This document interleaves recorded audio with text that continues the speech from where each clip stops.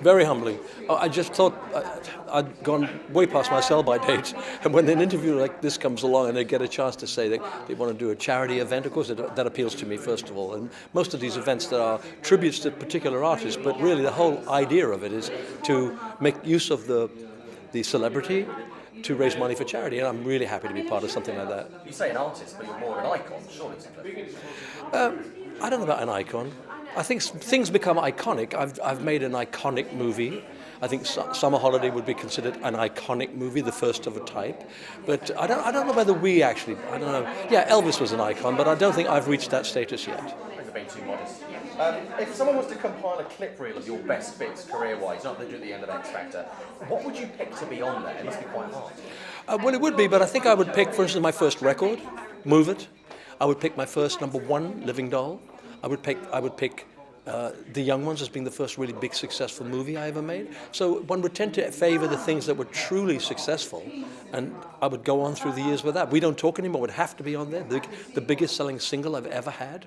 People mostly think that the old ones were bigger than We Don't Talk Anymore, but they weren't.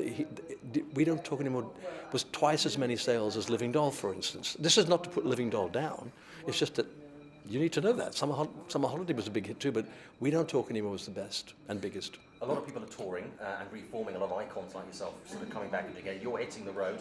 Could we see sort of you coming back with the Shadows, perhaps doing a big reunion for that? We did a reunion for our 50th anniversary, which was about it was 4 years ago, but we didn't actually do the show till 3 years ago, because I wanted to do one for myself. I wanted to do my own reunion. Then we got together, and we actually did it around the world. We did it here in Britain, we did it in Europe, we did it in Australia, New Zealand.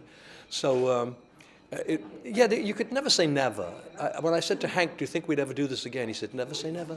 But he said, "I don't see it's on the cards unless we get to our 100th anniversary."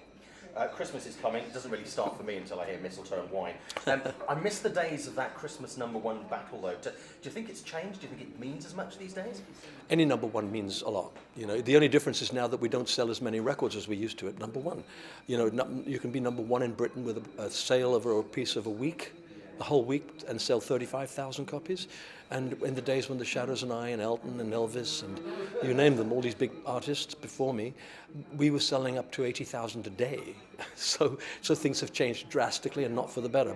But still, it's still a chart, and still being #1 in anything is a terrific privilege and a great landmark for anybody. And talking of landmarks, it's